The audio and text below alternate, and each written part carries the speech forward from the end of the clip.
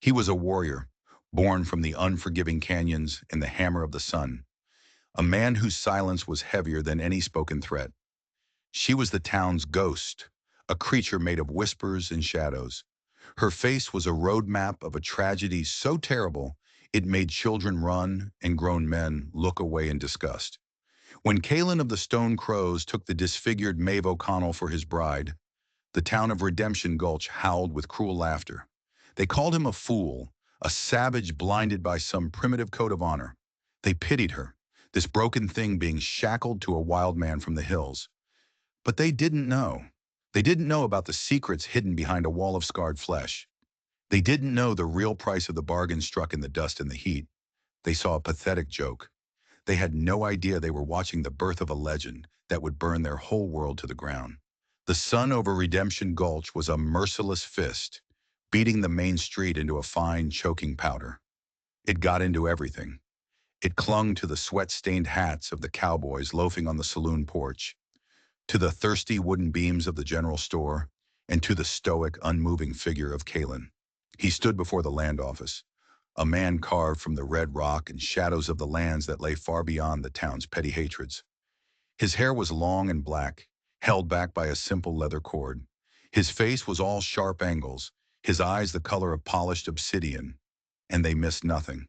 He wasn't here as a warrior. He was here as a diplomat, a role he wore as comfortably as a death shroud. His people, the Stone Crows, were dying. The long drought had bled their ancestral streams dry, and the one river that still flowed, the Serpent's Tooth, was being choked off, diverted by the vast cattle empire of one man, Bartholomew Bart Corbin. Corbin wasn't just a man in Redemption Gulch. He was Redemption Gulch. He owned the bank that held everyone's debt. He owned the pot-bellied sheriff who enforced his laws. And he owned the fear in most men's hearts. He was a man of huge appetites and zero compassion, his face a fleshy monument to his own greed. The meeting inside the land office had been a joke. Corbin, flanked by the sweating Sheriff Brody, laid out his terms with a smile that never came close to his small, pig-like eyes. "Water is a commodity, Callan," Corbin had said, leaning back in his big leather chair, making it groan under his weight. "And my cattle are thirsty. Your people can pray for rain, or you can make a deal." The deal was poison wrapped in fancy paper. Corbin would grant the Stone Crows limited water rights, just enough to survive but never enough to thrive. In exchange, Kalen's people would have to sign over the eastern grazing lands, a sacred place to them, a place where their ancestors were buried. It was an impossible choice: surrender their future or surrender their past. But then Corbin added a final, cruel twist, a personal condition.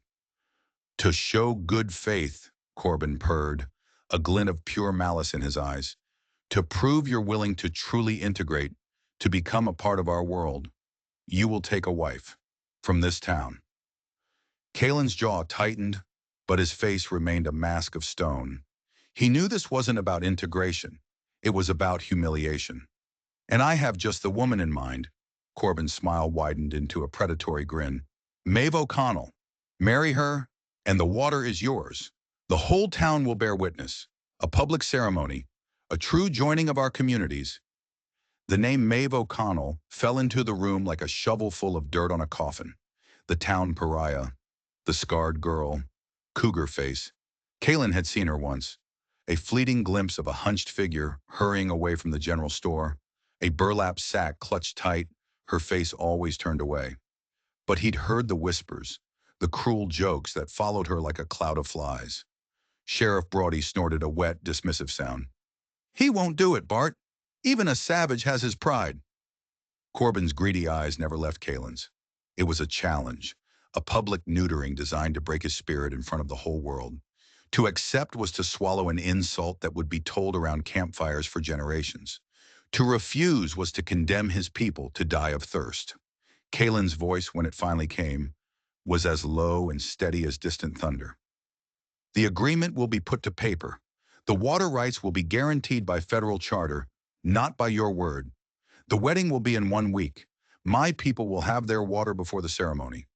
Corbin's face flickered with surprise. He'd expected a fight. He'd expected a proud warrior's refusal. This easy surrender was even sweeter than he'd imagined. He saw it as proof of Kalen's desperation, the final breaking of the Stone Crows. As Kalen walked out of the land office back into the oppressive heat, the news was already slithering through town like a rattlesnake. The mockery started instantly. "Here the savage is taking Scarface Maeve." One cowboy guffawed from the saloon porch. "Must be blind," another cackled. "Or maybe his kind likes their women pre-chewed by a cat." A wave of ugly laughter followed him down the street. Kalen's hands didn't clench. His stride didn't falter. He absorbed the insults like the dry earth absorbs a summer shower, showing no effect on the surface. But inside, a cold fire was burning. He was doing this for his people. He was their shield, and a shield has to endure the blows without shattering. He stopped at the blacksmith's forge, and his gaze fell upon the subject of his forced bargain. Maeve O'Connell was there, collecting a mended iron pot. She was thin, almost frail, in a faded dress that hung on her frame. Her hair was a plain brown, pulled back tight. And then there was her face. The left side was a ruin. A series of deep, puckered scars ran from her temple down across her cheek, pulling the corner of her eye and the edge of her mouth into a permanent, lopsided grimace. It was a shocking disfigurement, and she seemed to carry its weight in every line of her body. Her shoulders were hunched, her eyes locked on the ground, as if she were perpetually apologizing for her own existence. She felt his stare. Her head jerked up, and for a single breathtaking second, their eyes met. He expected fear. He expected shame or despair. He saw all of that. But deep in her one good eye, a startlingly clear shade of green, he saw something else. A flicker of something hard and sharp, like a shard of flint buried in soft clay. It was there and gone in an instant, replaced by a cowering subservience as she snatched the pot and scurried away, never looking back. The blacksmith, a big man named Gus, shook his head. "Poor girl. Never had a chance after that cat got her. And now this. Tying her to you. No offense, but Corbin's a real devil for even thinking it up." Kalen said nothing. He just watched her retreating form until she vanished into the dilapidated shack at the edge of town she called home. He had made a deal to save his people. He had accepted a wife he'd never spoken to, a woman the whole world despised. He had endured the town's scorn. He was prepared for a life chained to a broken, silent woman. He thought he understood the full price of his sacrifice. He was wrong. He had no idea of the secrets hidden behind that wall of scarred flesh. He had no idea what he had just unleashed. Maeve O'Connell's world was a small, suffocating box. It was defined by 4 crumbling walls and the averted eyes of everyone in Redemption Gulch. Her life was a constant whisper of hushed insults and people pretending she didn't exist. She moved through town like a ghost, her presence only acknowledged by the sudden silences that fell when she entered a room, or the poorly disguised jeers that followed her out. The scars were her cage. She remembered the day they were carved into her face in flashes of screaming terror. The weight of the beast, the hot slash of claws, the smell of blood and pine needles. A mountain lion, they all said. It had killed her father, Patrick, on a prospecting trip and left her marked for life. She was just a girl. Doc Hemlock had stitched her up with whiskey and crude thread. The wounds healed, but they left behind a mask she could never take off. Over the years, the physical pain faded.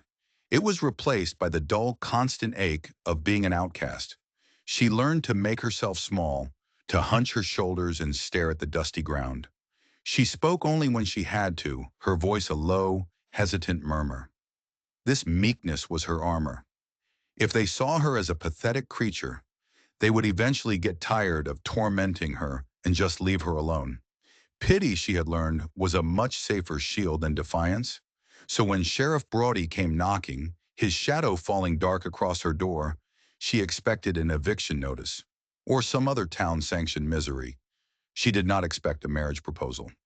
"Corbin's made an arrangement," Brody said, not even looking at her. He was staring at a crack in her floorboards. "For the good of the town, there's a treaty with the Stone Crows. You're to marry their leader, Callan." Maeve felt the blood drain from her face. This was a joke, a cruel, elaborate joke. She looked past the sheriff and saw two of Corbin's ranch hands leaning on a fence, smirking. This wasn't a proposal, it was a public sentencing. I, I don't understand, she whispered. You don't need to understand, Brody grunted, his patience already gone. You just need to be at the church on Sunday. Corbin's being generous. He's even paying off your father's debts at the general store. You should be grateful. Grateful. The word was a slap. She was being sold like a head of cattle, a pawn in Bart Corbin's cruel game against the native people. And she was supposed to be grateful for it. Her silence was taken as agreement. Brody tipped his hat with mocking politeness and left, the laughter of the ranch hands following him down the path. The days leading up to the wedding were a special kind of hell. The whispers got louder, bolder. Women would stop talking when she entered the store, turning their backs. Men made loud, lewd jokes about what a savage's wedding night with a ruined bride would be like. She wasn't just an object of pity anymore. She was a spectacle, a freak in Corbin's circus. She saw her future husband only one more time before the ceremony, from a distance. He was bartering for supplies, his movements precise and economical. He carried himself with a quiet dignity that seemed immune to the town's scorn. He was an outsider, just like her. But where she was bent and broken by her isolation, he seemed forged by it, as hard and unyielding as the mountains he came from. A strange, unwelcome flicker of connection sparked inside her, a shared experience of being judged by the cruel standards of this town. It was a foolish, dangerous thought, and she crushed it. He was just another jailer, another man who would control her, another pair of eyes that would flinch when they looked at her face. Or was he? The night before the wedding, Maeve sat alone in her shack. The moonlight painted silver stripes across the rough wooden floor. She didn't cry. Tears were a luxury she'd lost the right to long ago. Instead, she reached under her cot and pried open a loose floorboard. From the dark space beneath, she pulled out a small leather-bound journal and a rolled-up bundle of oilskins. The journal was her father's. His neat, precise handwriting filled the pages. He wasn't just a prospector. He was a geologist, a man of science in a world of superstition. He wrote of rock strata and quartz veins, of hydrostatic pressure and mineral deposits. And on the last few pages, he wrote of his greatest discovery, a vein of silver so pure, so rich, it would make the Comstock lode look like a child's piggy bank. A river of silver, nestled deep within the Serpent's Tooth Canyon system, on land currently occupied by the Stone Crows, the very land Corbin was trying to steal. Her father hadn't been killed by a mountain lion. The memory was sharper than any scar on her face. It was the smell of Corbin's cheap cigar, the glint of a rifle barrel in the moonlight. Two of Corbin's men, Roscoe and another man, had cornered them at their camp. They wanted the maps, the location of the silver. Her father refused. There was a struggle, a gunshot, and then to cover their crime, they unleashed their own kind of savagery. Roscoe had held her down, his grimy hand clamped over her mouth, while the other man took out a skinning knife. It wasn't a cougar, it was a man. The town believed the lie because it was easy, and because Bart Corbin told them to. A wild animal was a random act of God. Murder was a complication they didn't want. She unrolled the oilskins. Inside was a masterfully drawn map, a perfect duplicate of the one her father had died to protect. For years she had guarded this secret. For years she had played the part of the meek, terrified victim. She knew that if Corbin ever suspected she knew the truth, she'd end up in a shallow grave right next to her father. Her ugliness had been her shield, her meekness, her camouflage. It made her invisible, unworthy of a second glance. And now Corbin himself, in his infinite arrogance, was delivering her right into the hands of the one man who had a reason to fight him. The one man whose people owned the land on that map. It was an irony so bitter it almost made her laugh out loud. Corbin thought he was handing Kalen a broken toy to humiliate him. He had no idea he was handing his greatest enemy the key to his own destruction. A new feeling began to push the fear out of Maeve's heart. A cold, hard resolve. She had been a victim for long enough. This marriage wasn't a sentence. It was an opportunity. She would be shackled to a stranger, a man the town called a savage. But maybe, just maybe, this savage was the only one who could help her claim her father's legacy.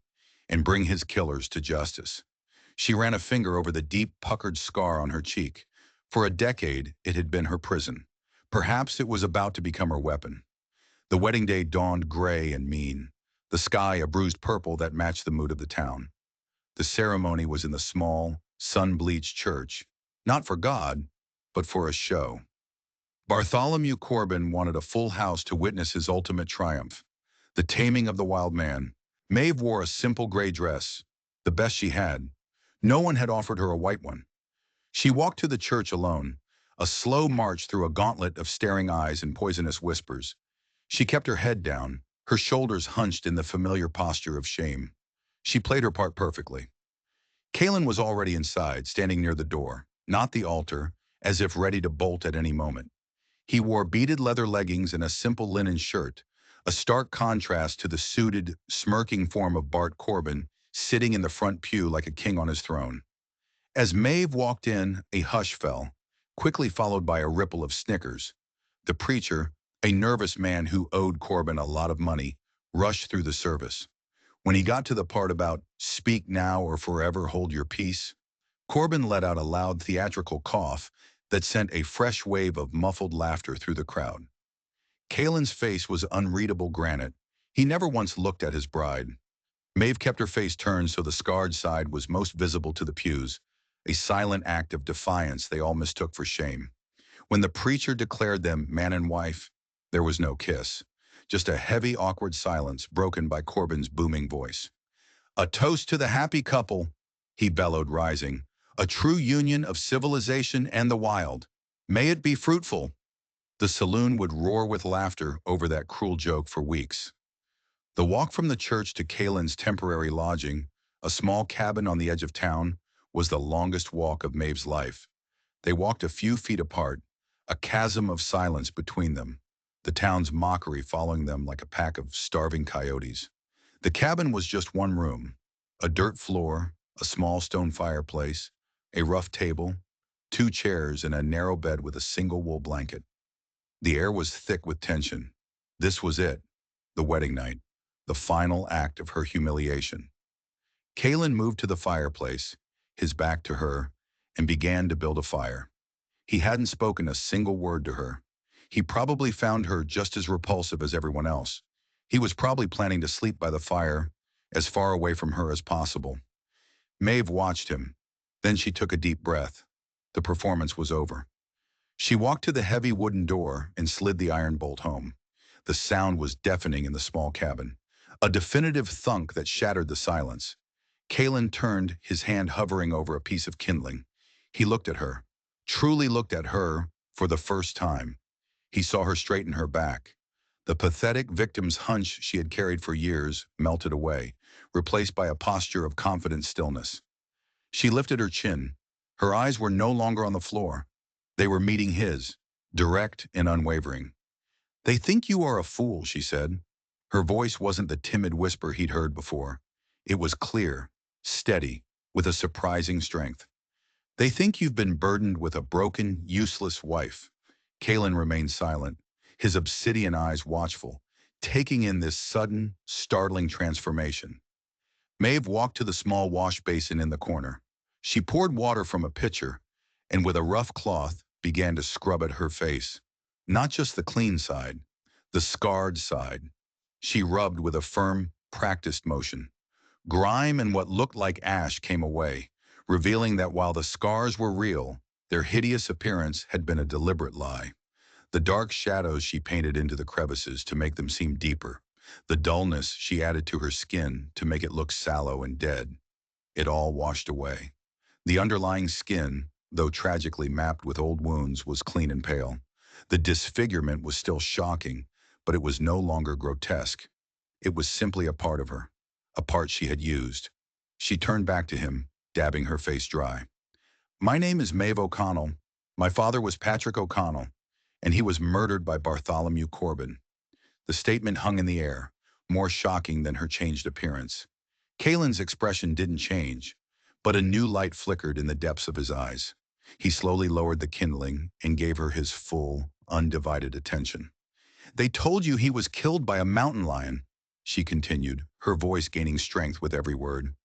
That was a lie Corbin invented to hide his crime. My father was a geologist. He found something in the Serpent's Tooth Canyons, something Corbin wanted more than water. She moved to the worn traveling sack she'd brought, and from it, she removed the oilskin bundle. She walked to the table, her movements now fluid and graceful, and unrolled it. Upon the table, illuminated by the flickering lamplight, lay a map. It was a thing of beauty and precision. It detailed a section of the canyons with geological notations, elevation markings, and symbols Kalen had never seen. One area was marked with a bold red X. "This is a map to the richest silver vein this side of the territories," Maeve said, her voice dropping to a low, intense pitch. "It's on your people's land. That is what Corbin is really after. Not grass, not water. He wants the mountain itself. He killed my father for this map, but my father was clever. He made a duplicate. I have kept it hidden all these years." She finally looked up, meeting Kalen's gaze, her one good eye burning with a fire hot enough to forge steel. "Corbin thinks he handed you a scarred, stupid girl to humiliate you. He's wrong. He handed you the weapon that will destroy him. I am not your burden, Kalen of the Stone Crows. I am your vengeance." In the silence of the cabin, with the town's mocking laughter now just a distant memory, Kalen looked from the determined, intelligent face of the woman before him to the map that promised either salvation or total ruin. He had made a bargain to save his people from dying of thirst. He was beginning to realize he had been given the means to give them a kingdom. This wasn't a wedding night. It was the unveiling of a secret war. The fire in the hearth crackled, casting long, dancing shadows across the cabin walls. The world outside, with its cruel assumptions, simply ceased to exist. Inside this small room, a new reality was being forged between two outsiders. Kalen pulled one of the two chairs to the table and sat, his eyes locked on the map. He gestured for Maeve to take the other. For the first time, they weren't a spectacle. They were equals, a war council of two. "Tell me everything," Kalen said. It wasn't a command born of dominance, but of necessity, and the story of her life, the real story, poured out of Maeve. She spoke of her father not as a desperate prospector, but as a brilliant, self-taught academic who corresponded with geologists in Boston and London. He'd come west not just for gold, but for knowledge, to map the untold story written in the rocks. He wasn't looking for a quick strike, she explained, her finger tracing a river on the map. He was patient. He taught me to read the land, to see history in the layers of stone. He said, "The earth keeps its secrets, but it gives clues to those who know the language." She had been his apprentice.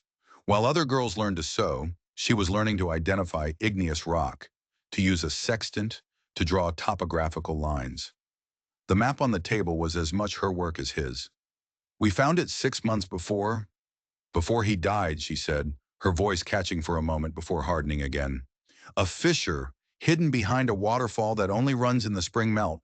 It leads to a network of caves. The walls are laced with native silver, not just a vein, a whole system, enough to make kings of men."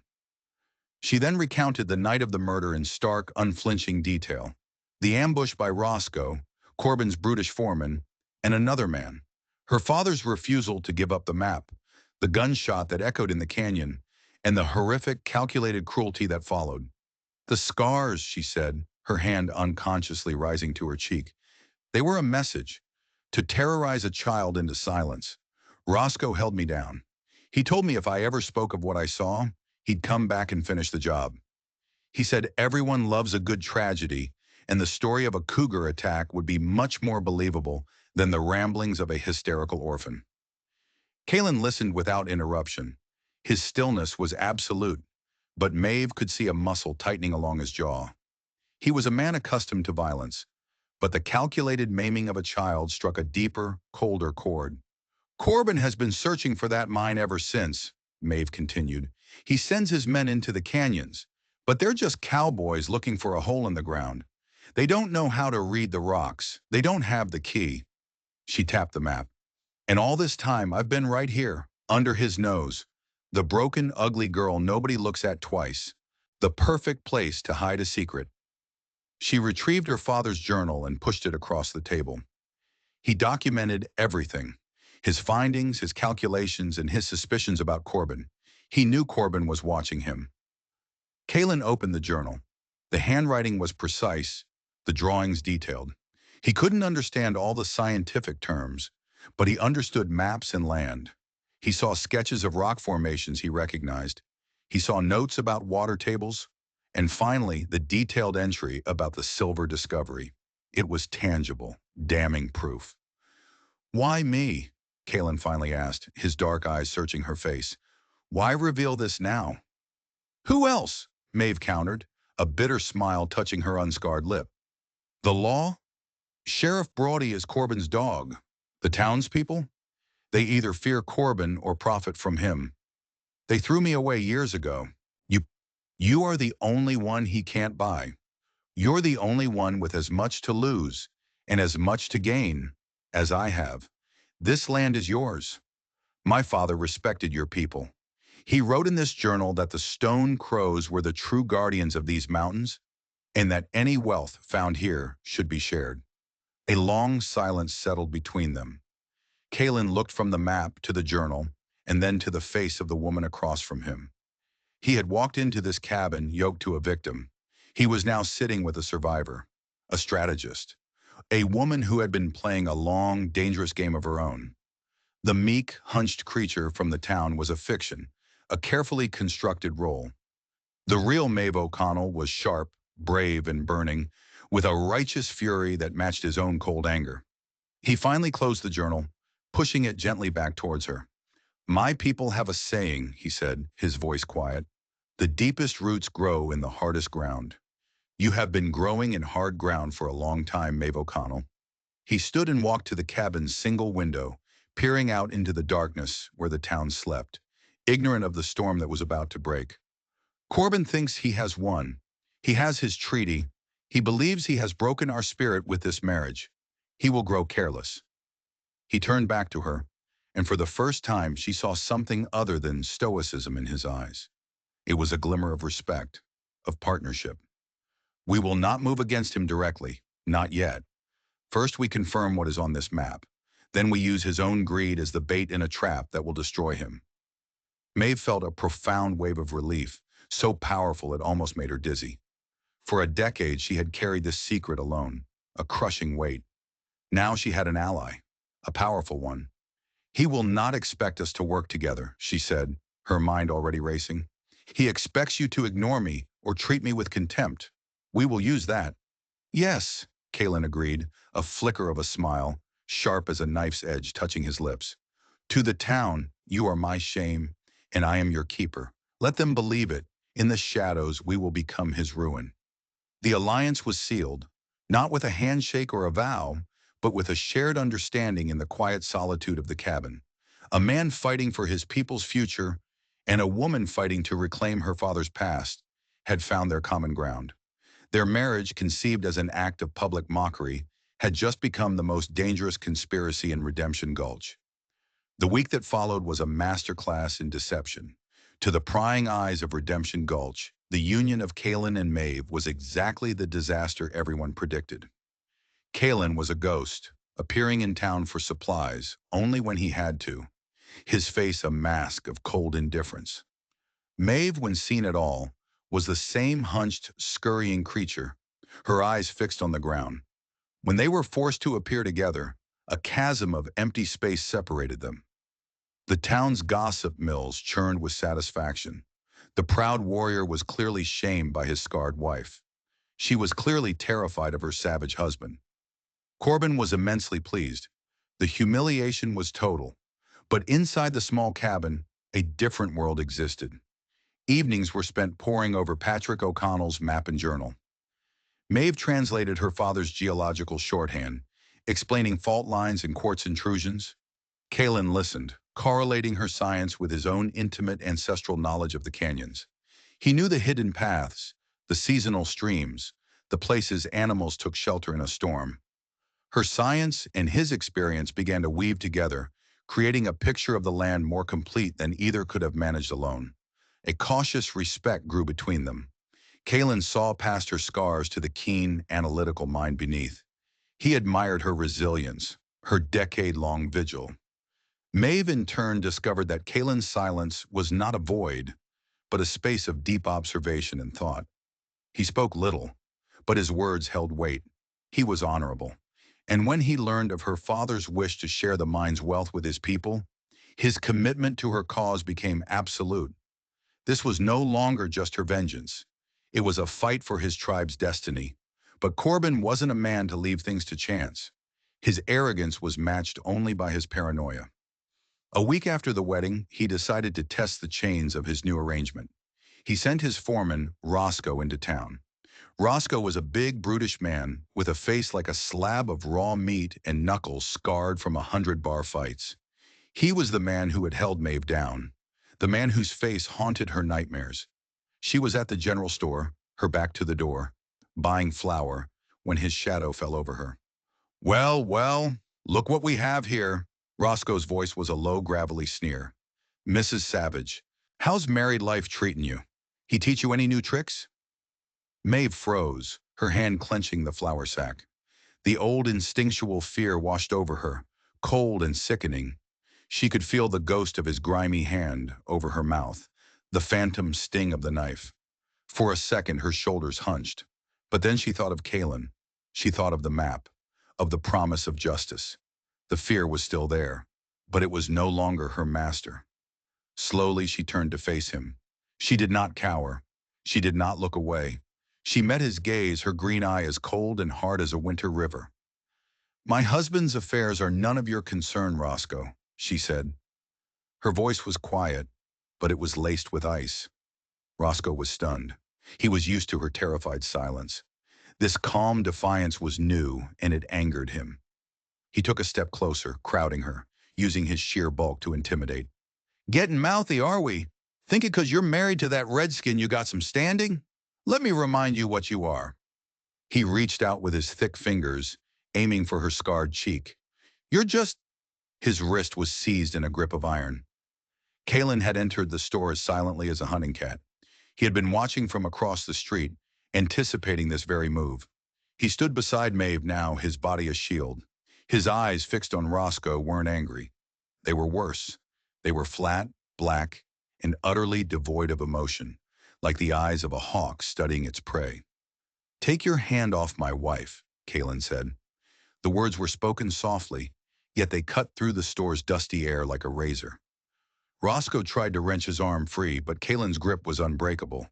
A flicker of real fear crossed the foreman's face. "I ain't doing nothing. Just a friendly conversation." "The conversation is over," Kalen said, his grip tightening. Roscoe winced, his fingers going numb. "You will not speak to her again. You will not look at her again. If you come near her again—" Kalen leaned in closer, his voice dropping to a deadly whisper. "I will finish what the mountain lion started." He said the words "mountain lion" with a slight, knowing emphasis that made the blood drain from Roscoe's face. Kalen released him with a shove that sent the bigger man stumbling backward into a barrel of pickles. The entire store had gone silent. Without another word, Kalen took the flour from Maeve, placed coins on the counter, and gently guided her out of the store. The incident sent a shockwave through the town. The savage had defended his ugly wife. He had faced down Roscoe, Corbin's most feared enforcer, and made him back down like a whipped dog. It didn't make sense. It flew in the face of the story Corbin had so carefully built. When the news reached Bart Corbin, his smug satisfaction curdled into a cold knot of suspicion.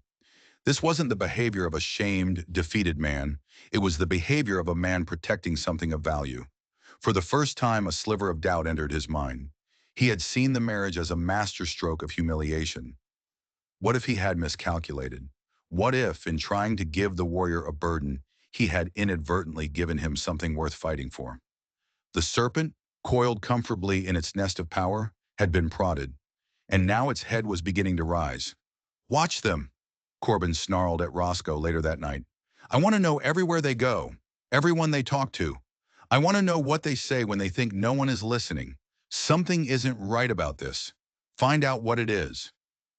The quiet war of secrets was about to become dangerously loud. The confrontation in the general store was a turning point. It had shattered their cover, but it had also solidified their bond. They both knew Corbin's suspicions were now a raging fire. The time for quiet planning was over. They had to act, and act fast. "We need to go to the mine," Maeve said that evening, her voice tense. "We need to verify the entrance is still hidden. We need a sample of the ore. Real proof that will stand up to any federal marshal we might be able to bring in from Prescott." Kalen nodded. "Corbin will have us watched. His men will be expecting us to move." "Then we do what they don't expect," Maeve countered, a spark of her father's strategic mind lighting her eyes. "Corbin's men are cowboys, not trackers. They think of canyons as a straight line, in and out. They don't know the high trails." She pointed to a section of the map, far from the main canyon entrance. "My father and I used to camp here. There's a goat trail, barely wide enough for one person, that leads up the mesa wall. From the top, you can cut across and descend into the canyon system from above, right near the waterfall. They'll be watching the mouth of the canyon, not the sky." It was a treacherous plan, but it was their only chance. They left 2 nights later under a sliver of a new moon. They moved not as a couple, but as two separate shadows, melting into the landscape Kalen knew so well. He led the way, his steps silent, his senses alert. Maeve followed, her small frame surprisingly agile, her fear eclipsed by a steely determination. The climb up the goat trail was harrowing. Loose scree shifted under their feet, threatening to send them tumbling into the darkness. But Maeve's memory of the path was exact, and Kalen's strength was a steadying presence. In the shared danger, a new intimacy formed, an unspoken trust that went deeper than words. They reached the top of the mesa as the first hint of dawn painted the eastern sky gray. The view was breathtaking, but there was no time to admire it. They were exposed. They moved quickly across the flat, windswept landscape. By mid-morning, they found the descent point, a steep, rugged ravine that cut back down into the heart of the Serpent's Tooth system. As they picked their way down, an echo reached them, faint but unmistakable, the whinny of a horse from the canyon floor below. Kalen froze, holding up a hand. They crouched behind a cluster of boulders, peering through a gap. Below them, maybe half a mile away, were 3 riders. Roscoe was one of them. They were exactly where Maeve had predicted, guarding the main entrance. "They're waiting for us," Maeve whispered, her heart pounding. "Let them wait," Kalen murmured back. "We go on." They reached the canyon floor a few hours later, far upstream from Corbin's men. The air grew cooler. Soon they heard the sound of running water, and then they saw it, a tall, thin waterfall cascading over a smooth rock face into a crystal-clear pool, just as Patrick O'Connell had described. "Behind there," Maeve said, her voice filled with a mixture of awe and grief. Kalen pushed through the cold curtain of water. He vanished for a moment, then his hand emerged, beckoning her. She took a deep breath and plunged through. The space behind the falls was a narrow, damp cavern. At the back was a dark fissure, a crack in the mountain. Kalen lit a small lantern. The flickering light revealed a tunnel leading deep into the earth. The walls glittered. It wasn't just dampness. It was the unmistakable, brilliant gleam of raw native silver, threaded through the dark rock in thick, intricate webs. It was more magnificent than Maeve had ever imagined. She reached out and touched the cold, metallic surface, tears welling in her eyes. "He was right," she whispered. "Father, you were right." Kalen used his knife to break off a chunk of the silver-laced quartz. It was heavy in his hand. This was the proof they needed. This was the future of his people. Their triumph was short-lived. A sharp whistle echoed from the canyon outside. A signal. "They found our trail down," Kalen said, his voice grim. "They're coming." They scrambled back through the waterfall. The 3 riders were now much closer, urging their horses through the rocky creek bed. There was no way back up the ravine. Their only path was downstream, towards the main canyon mouth. It was a trap. "This way!" Maeve shouted, grabbing Kalen's arm. She didn't run towards the open canyon, but towards a narrow, dark slit in the canyon wall that looked like a dead end. "It's not on the main map. Father called it the Echo Passage.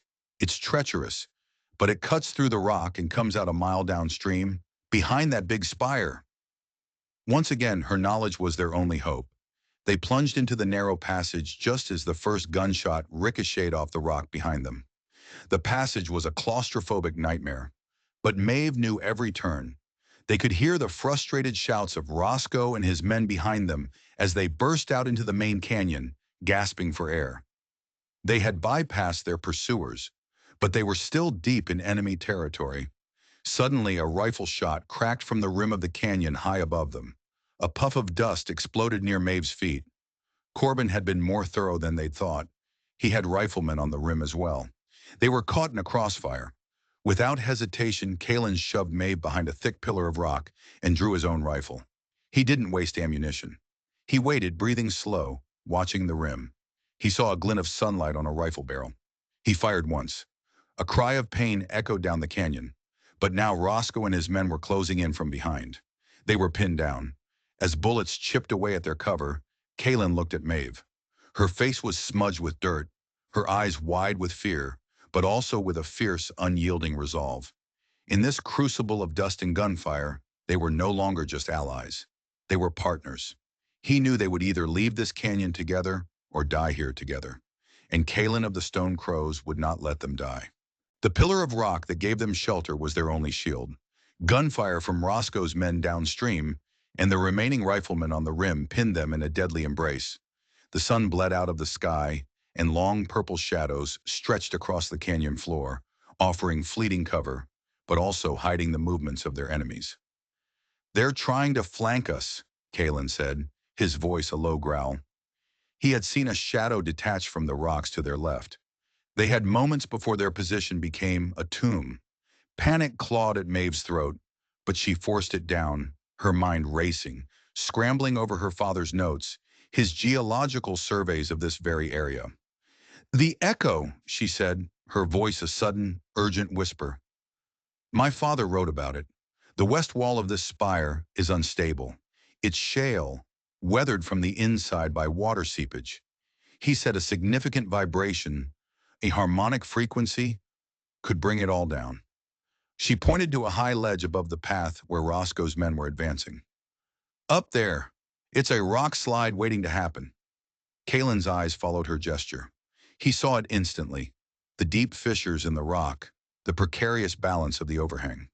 It was a desperate gamble. It was the only one they had. "Can you get to the base of that wall?" he asked, his gaze intense. "Yes," she replied, her voice steady now, filled with purpose. "If you can keep them busy." "Go!" he ordered. As Maeve scrambled from behind the pillar, keeping low and using the deepening twilight as cover, Kalen rose and fired two quick shots. Not at the men, but at the rocks just above their heads. The ricochets and spraying stone fragments sent them diving for cover, their attention focused entirely on him. It gave Maeve the precious seconds she needed. She reached the sheer canyon wall directly below the unstable ledge. Now what? She had no explosives, but her father's journal hadn't mentioned an explosion. It had mentioned vibration. Meanwhile, Kalen was engaged in a deadly dance, moving from rock to rock, never presenting a static target, his shots carefully placed to sow confusion and fear. He wounded one of Roscoe's men in the leg, his cry adding to the chaos. "He's just one man!" Roscoe roared, enraged, storming forward. "Get him!" Below the ledge, Maeve looked desperately around. Her eyes fell on a narrow, cavern-like opening in the rock face near her feet, a feature her father had called a sound chamber. He had written how its unique shape amplified sound, creating powerful, disorienting echoes. An idea born of scientific principle and pure desperation sparked in her mind. She pulled the heavy iron skillet from the pack on her back, a simple piece of camp gear she'd insisted on bringing. Taking a deep breath, she crawled into the opening and began to beat the skillet against the cavern wall with all her might. Clang! Clang! Clang! The effect was instantaneous and terrifying. The sound chamber amplified the metallic impacts 100-fold, turning them into a deafening, thunderous roar that seemed to come from the very bones of the mountain. The sound waves, focused and directed by the shape of the rock, traveled up through the unstable shale. The men below looked up in confusion and terror. The ground began to tremble. Callan, understanding her plan instantly, fired a final shot, not at the men, but directly into the most deeply fissured rock face on the ledge above them. It was the final push. With a deafening groan, The entire shale overhang gave way. Tons of rock and dust cascaded down into the canyon, not in a massive, sweeping avalanche, but in a focused, deadly torrent that completely buried the path where Roscoe and his men were advancing. They were cut off, trapped in a choking cloud of dust and debris. In the ringing silence that followed, Kalen pulled Maeve from the sound chamber. They didn't wait to see the outcome. They ran. They ran through the twilight, their footsteps echoing in the suddenly quiet canyon, the piece of raw silver ore a heavy, reassuring weight in Kalen's pack. They reached Redemption Gulch just before dawn, two exhausted, dust-caked figures slipping through the shadows. They didn't go to their cabin. They went straight to the telegraph office.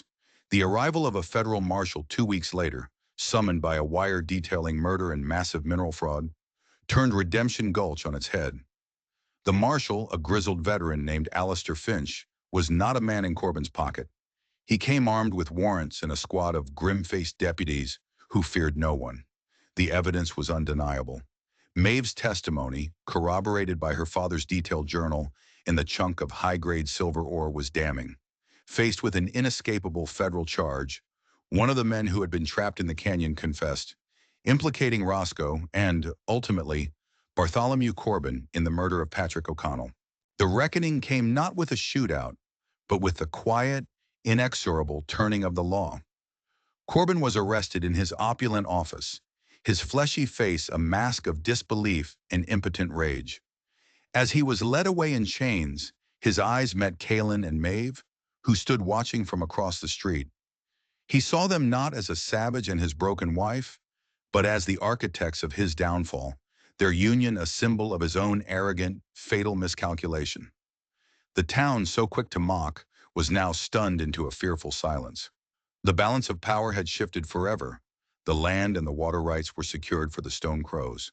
But the silver mine represented something far greater, a future. It promised schools, medicine, and the ability for his people to negotiate with the changing world on their own terms.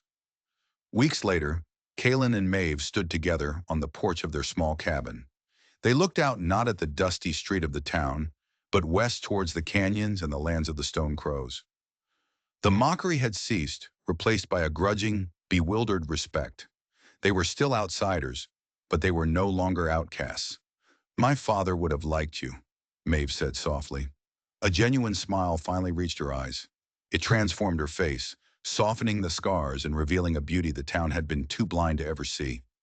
Kalen looked at her, at this woman of scars and secrets, of intellect and iron will. He had accepted this marriage as a sacrifice, a burden for his people. He now knew it was the greatest gift he had ever received. "He gave his life to uncover a secret in the stone," Kalen replied, his hand finding hers. "You, Maeve, are the treasure he left behind." Their union, forged in mockery and tempered in violence, was now a true partnership, built on a foundation stronger than any rock. Together, they would build a new legacy, not of silver and gold, but of justice, survival, and the unexpected strength found when two broken pieces become an unbreakable whole. A story of courage can be found in the most unexpected places. It wasn't Kalen's strength or Maeve's hidden knowledge alone that brought down a tyrant. It was the power they discovered in each other. They took the world's ugliest judgments and turned them into their greatest weapon. Their story reminds us that what we see on the surface is rarely the whole truth. True value, like a vein of precious silver, often lies hidden deep beneath a rough and broken exterior, waiting for someone with the wisdom to look closer. It teaches us that the greatest alliances are often forged not between the perfect and the powerful, but between those who have been cast aside. If you were captivated by the story of Kalen and Maeve's unlikely triumph, please show your support. Hit that like button to let us know you enjoyed it, and share it with someone who loves a story where the underdog gets their day. Most importantly, subscribe to our channel and ring that notification bell. We have many more tales from the dusty trails of history to share with you, and you won't want to miss a single one. Thank you for listening.